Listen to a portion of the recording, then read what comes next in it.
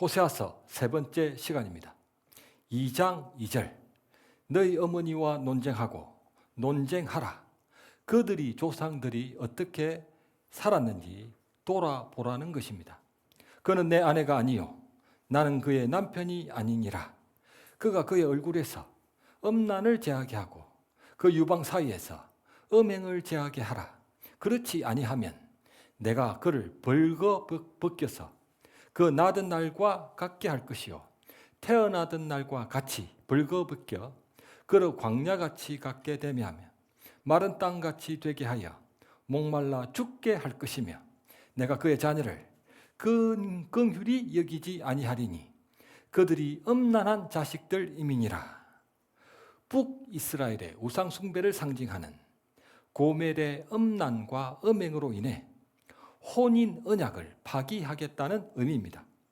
장남 이스라엘 피바다 진멸의 심판을 내리시고 둘째 딸 로루하마 피도 눈물도 없다 조금도 불쌍히 여기지 아니하시며 막내 아들 로암미 내 자식이 아니다 모든 관계가 끊어질 것입니다.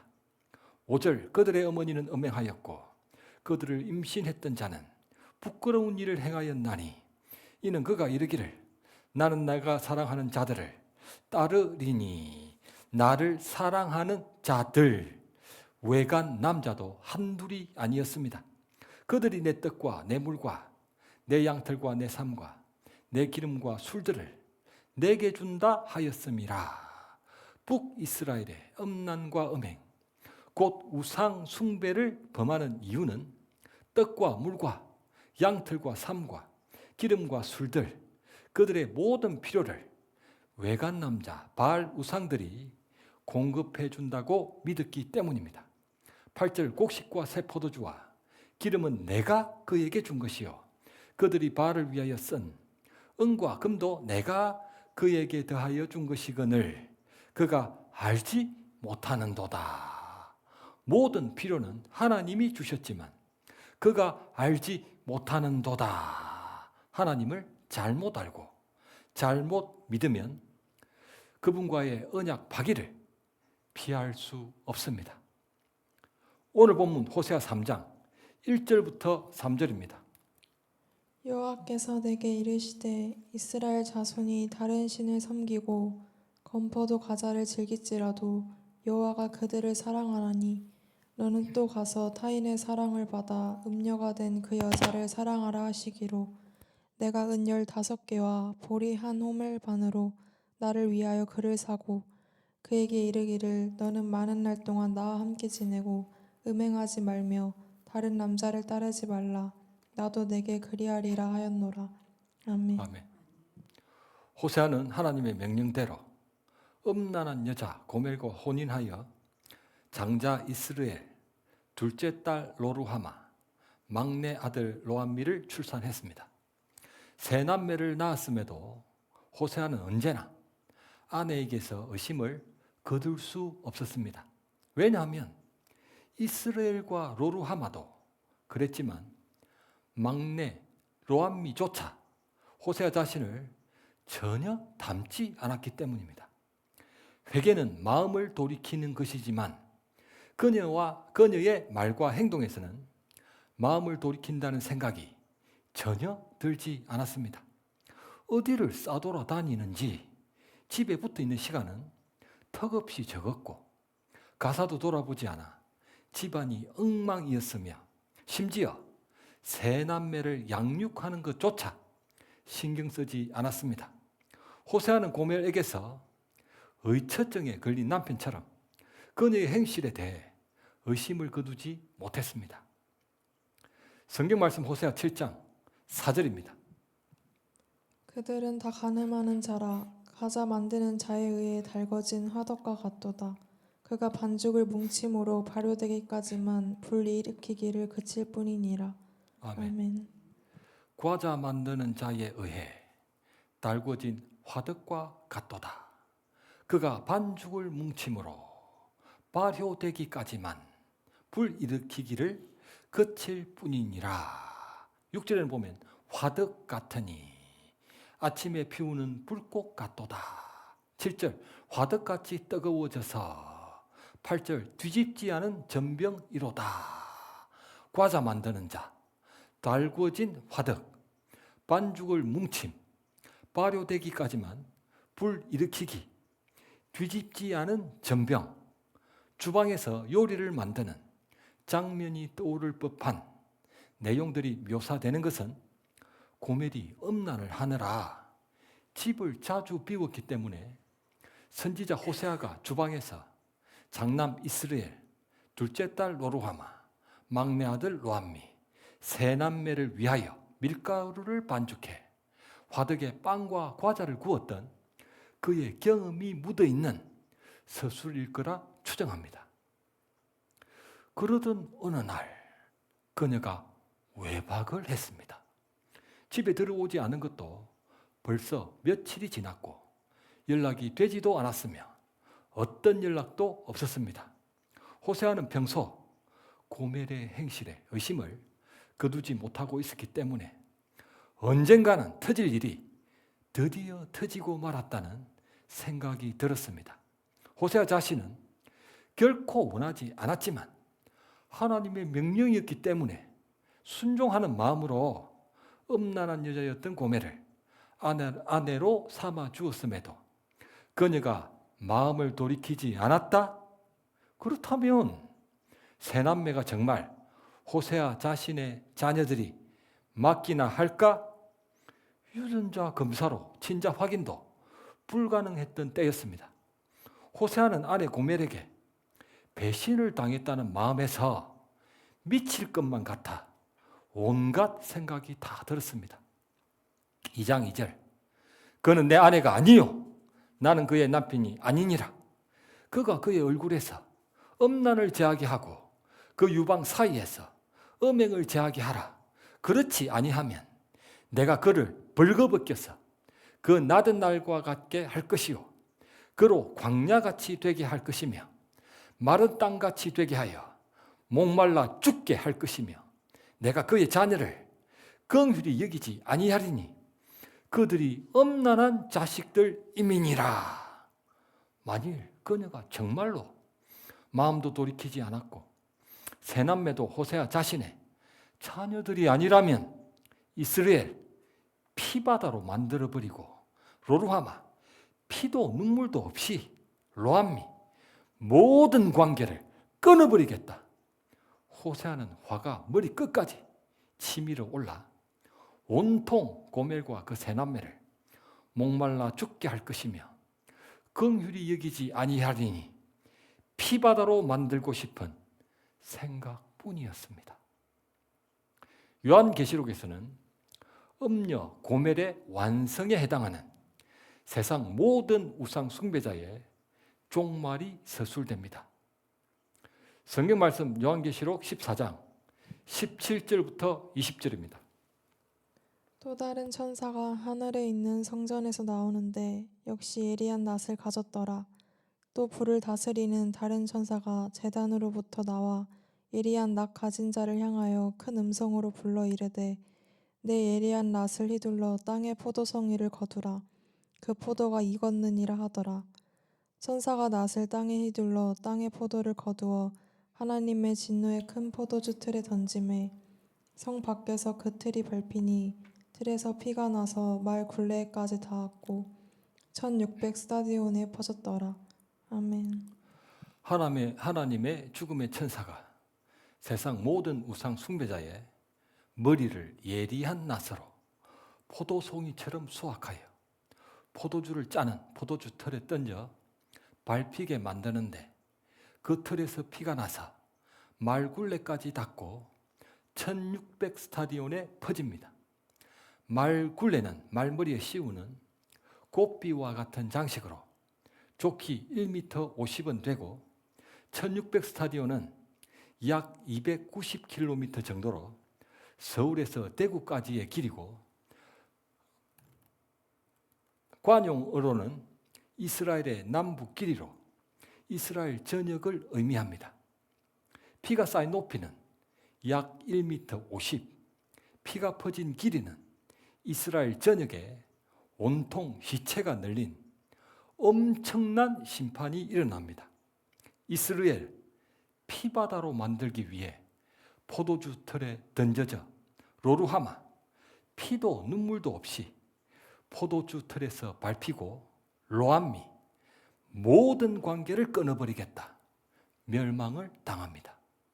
하나님께 마음을 돌이키는 회개를 하지 않는 세상 모든 우상 숭배자에게는 하나님의 진노의 심판으로 피가 나서 말굴레까지 1600 스타디온에 퍼질 정도의 종말 심판이 임합니다. 호세아는 화가 머리 끝까지 치밀어 올라 온통 고멜과 그 세 남매를 목말라 죽게 할 것이며 긍휼히 여기지 아니하리니 피바다로 만들고 싶은 생각뿐이었습니다. 바로 그때였습니다. 오늘 본문 1절 여호와께서 내게 이르시되 이스라엘 자손이 다른 신을 섬기고 금포도 과자를 즐길지라도 여호와가 그들을 사랑하나니 너는 또 가서 타인의 사랑을 받아 음녀가 된 그 여자를 사랑하라. 내가 은 15개와 보리 한 호멜 반으로 나를 위하여 그녀를 사고. 고멜은 외간 남자에게 은 15개와 보리 한 호멜 반을 받고 그 남자를 따라갔던 것입니다. 호세아는 하늘을 올려다보며 말했습니다. 하나님, 저는 결코 원하지 않았지만 하나님의 명령이었기 때문에 순종하는 마음으로 고멜과 혼인을 했고 세 남매나 낳았지만 그녀가 마음을 돌이키지 않아 세 남매까지 내팽개치고 외간 남자를 따라갔습니다. 그럼에도 불구하고 그 남자에게 은 15개와 보리 한 호멜을 주고 그녀를 사서 찾아오라는 것입니까? 제가 제 아내를 찾는데 제 돈을 지불하고 사서 데리고 오라는 말씀에 또 순종하라고요? 하나님이 처음 호세아에게 가서 음란한 여자를 맞이하여 음란한 자식들을 낳으라고 명령만 하셨을 뿐 그의 질문에 대해서는 어떤 답도 하지 않으셨던 것처럼 또 침묵만 흘렀습니다. 호세아는 할 수 없이 그 남자에게 은 15개와 보리 한 호멜을 주고 자기 아내 고멜을 사서 데리고 와서 말했습니다. 그녀에게 이르기를 너는 나와 함께 지내고 음행하지 말며 다른 남자를 따르지 말라. 나도 내게 그리하리라. 혼인 언약은 서로가 서로를 자신의 전부로 여기겠다는 맹세기 때문입니다. 성경 말씀 요한복음 8장 4절부터 11절입니다. 예수께 말하되 선생이여 이 여자가 간음하다가 현장에서 잡혔나이다. 모세는 율법에 이러한 여자를 돌로 치라 명하였거니와 선생은 어떻게 말하겠나이까. 이에 일어나 이르시되 너희 중에 죄 없는 자가 먼저 돌로 치라 하시고 예수께서 일어나사 여자 외에 아무도 없는 것을 보시고 이르시되 여자여 너를 고발하던 그들이 어디 있느냐 너를 정죄한 자가 없느냐 대답하되 주여 없나이다. 예수께서 이르시되 나도 너를 정죄하지 아니하노니 가서 다시는 죄를 범하지 말라 하시니라. 아멘. 아멘. 예수님은 간음한 그녀를 용서해 주셨습니다. 그래서 살려줘서는 안 되는 그녀를 살려주는 대신 주님이 십자가에 오르셔서 심판을 받으셨습니다. 가서 다시는 죄를 범하지 말라. 그녀는 그 간음한 현장에서 주님의 은혜로 말미암아 목숨을 건졌습니다. 그렇다면 그녀가 주님께 영생도 받았을까요? 글쎄요. 가서 다시는 죄를 범하지 말라. 그 말씀 이후 기록이 없기 때문에 그 현장에서 목숨은 건진 것이 분명하지만 영생을 받고 못 받고는 주님의 주권에 달려 있습니다. 그러나 고멜이 영생을 받았는지 못 받았는지는 추정해 볼 수 있습니다. 고멜에 대한 그 이후 성경 기록은 없지만 고멜이 상징했던 북이스라엘에 대한 그 이후의 역사적 기록은 있습니다. 북이스라엘이 결국 이스라엘, 피바다가 되고 로루하마, 피도 눈물도 없이 로암미, 하나님과 모든 관계가 끊어졌던 것으로 봐서는 고멜은 영생을 받지 못했던 것으로 여겨집니다. 호세아가 자기 돈으로 사서 고멜을 찾아왔음에도 불구하고 왜 그녀는 구원을 받지 못했을까요? 오늘 본문 3절, 그녀에게 이르기를 너는 나와 함께 지내고 음행하지 말며 다른 남자를 따르지 말라.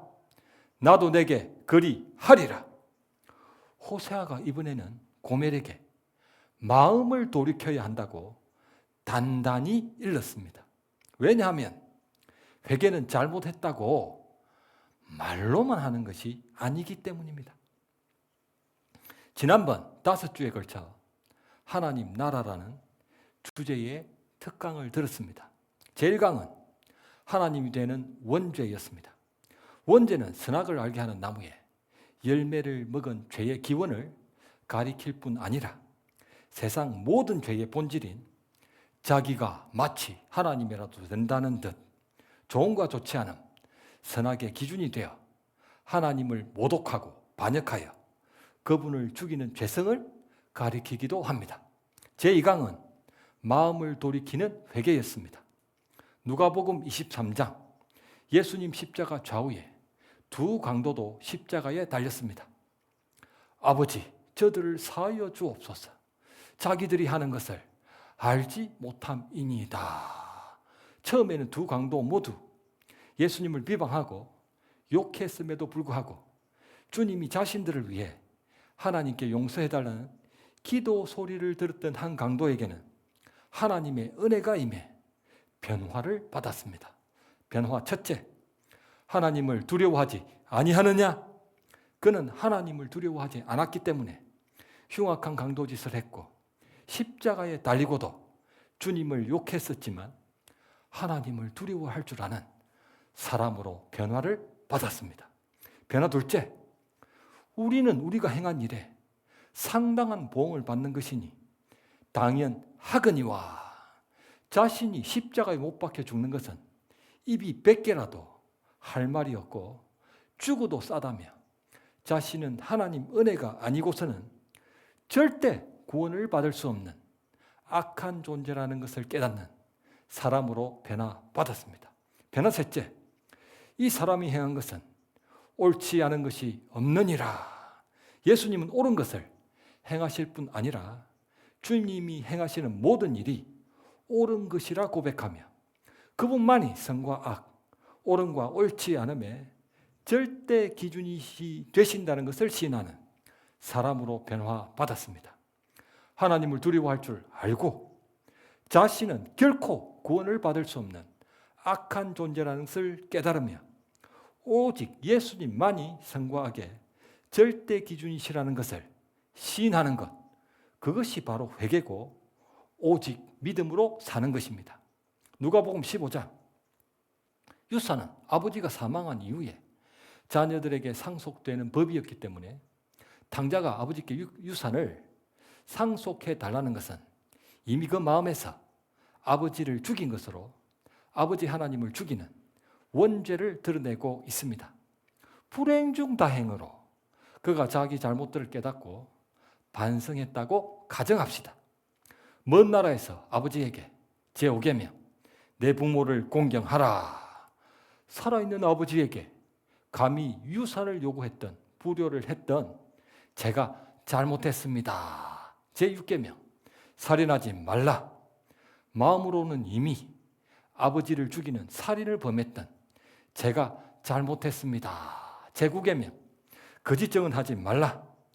유산 상속 이후 아버지를 잘 모시겠다고 거짓말을 했던 제가 잘못했습니다. 제10계명 탐내지 말라. 어려서부터 아버지와 유산을 겸하여 섬기다가 결국 유산만 지키는 패륜을 범했던 제가 잘못했습니다. 라는 식으로 그가 먼 나라에서 아버지에게 자기 잘못들, 내 부모를 공경하라. 잘못했습니다. 살인하지 말라. 잘못했습니다. 낱낱이 자백하고 일일이 잘못했다고 반성하는 카톡 메시지를 보내는 것이 회개가 아닙니다.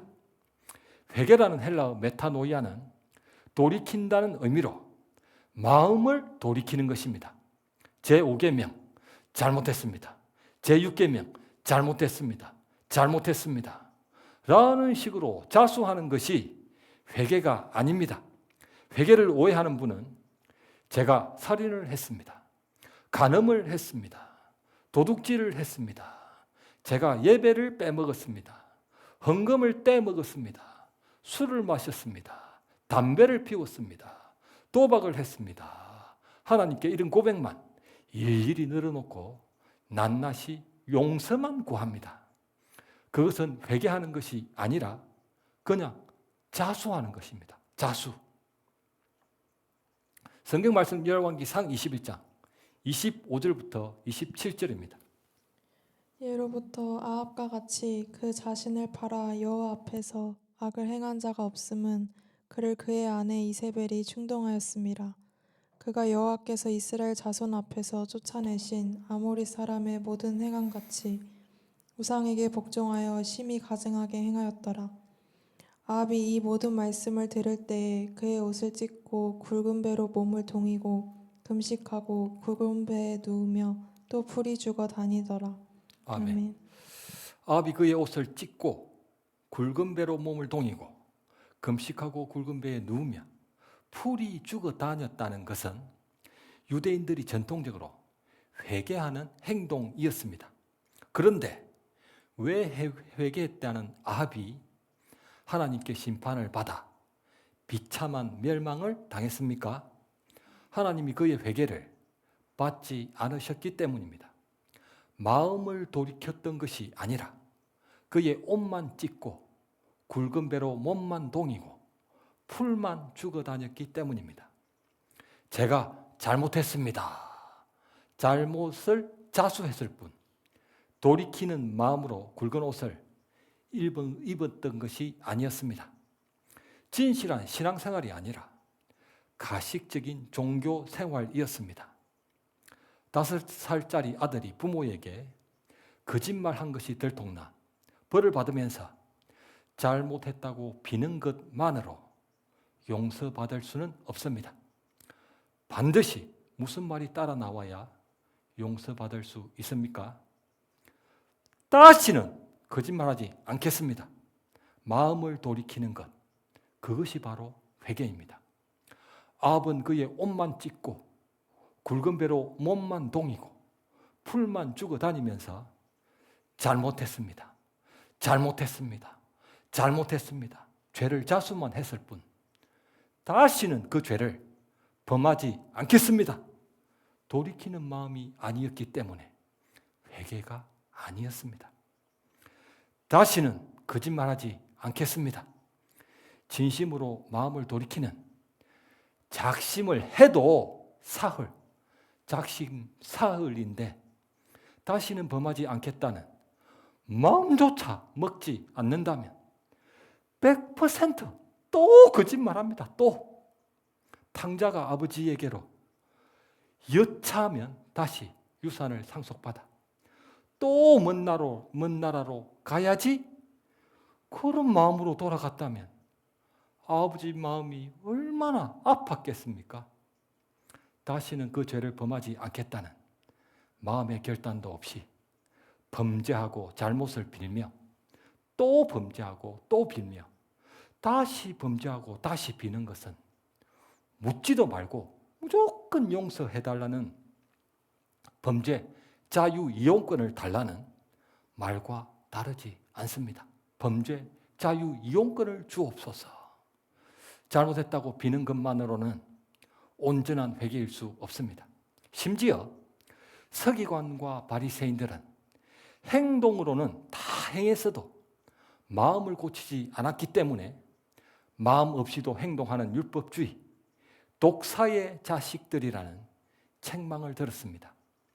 예수님의 수제자 베드로는 주님을 결코 버리지 않겠다는 호언장담을 했었지만 그분을 3번이나 부인하고 저주하고 맹세했습니다. 그럼에도 불구하고 베드로는 예수님께 용서도 받았고 성령도 받았습니다. 왜 그렇습니까? 주여, 내가 주와 함께 오게도 죽는데도 가기를 각오하였나이다. 그가 마음에도 없는 말, 거짓말을 했던 것은 아니었기 때문입니다. 그는 그렇게 할 수 있는데 하지 않았던 것이 아니라 정말 하려고 했었지만 할 수 없었던 것입니다. 마음은 진심이었지만 능력이 없었기 때문입니다. 베드로에게 말씀하시되 시험에 들지 않게 깨어 기도하라. 마음에는 원이로되 육신이 약하도다. 베드로는 그 주님 말씀대로 하나님 나라를 구하고 그분 나라를 찾고 그분 나라를 두드려 성령을 충만히 받아 그의 마음의 원대로 마침내 죄를 이기는 사도가 되었습니다. 예수님은 베드로의 마음을 다 하셨기 때문에 그를 용서해 주셨고 성령도 부어 주셨습니다. 어쩔 수 없이 하지 못하는 것은 연약함이라고 하지만 그렇게 할 수 있는데 하지 않는 것은 완악함이라고 합니다. 회개는 말로만 하는 것도 아니고 행동으로만 하는 것도 아니며 말과 행동과 함께 진실한 마음으로 하는 것입니다. 자기의 잘못들을 낱낱이 자백하고 일일이 용서를 구하는 것뿐 아니라 다시는 범하지 않겠다고 마음을 고쳐먹는 것이 회개입니다. 잘못을 한번 범하고도 다시 범하는 것보다 더 나쁜 것은 다시는 그 죄를 범하지 않겠다고 마음을 돌이키지 않는 것입니다. 회개라는 헬라어 메타노이아가 돌이킨다는 의미이듯 회개라는 한문도 뉘우칠 회에 고칠 개로 잘못을 뉘우칠 뿐 아니라 다시는 그 죄를 범하지 않겠다고 마음을 고치는 것입니다. 회개를 한다는 것은 그 대가를 치르는 것입니다. 마음을 돌이키면 그 무엇인가를 잃을 수밖에 없기 때문에 잃어버릴 것을 각오하는 것이 회개입니다. 히브리서 12장 4절 너희가 죄와 싸우되 아직 피 흘리기까지는 대항하지 아니하고 죄에 대해서는 피 흘리기까지 대항할 것이라고 먼저 마음을 고쳐야 먹어야만 행동도 고쳐집니다. 말씀을 맺겠습니다. 만일 내 손이나 내 발이 너를 범죄하게 하거든 찍어내버리라.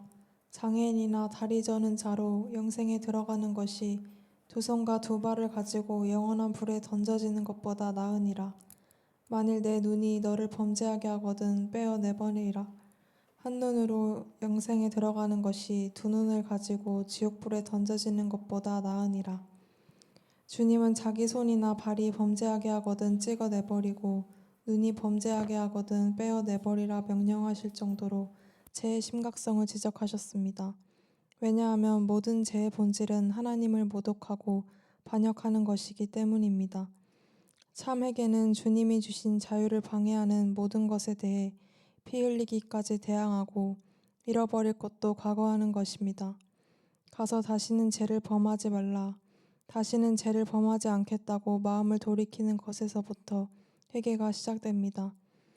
간음했던 그녀가 예수님께 당시 목숨뿐 아니라 영생도 받기 위해서는 다시는 범죄치 않겠다고 마음을 돌이켜야 합니다. 그렇지 않았다면 결국 돌로 쳐 죽임 당하는 것을 면하지 못했을 것입니다. 주님은 자기 뜻대로 살겠다는 음란한 마음에서 돌이키는 자들을 그분 핏값으로 사주셨기 때문에 오직 믿음으로 순종한다면 어떤 죄도 이길 수 있습니다. 그것이 바로 성도에게 약속하신 하나님 나라의 복음이기 때문입니다.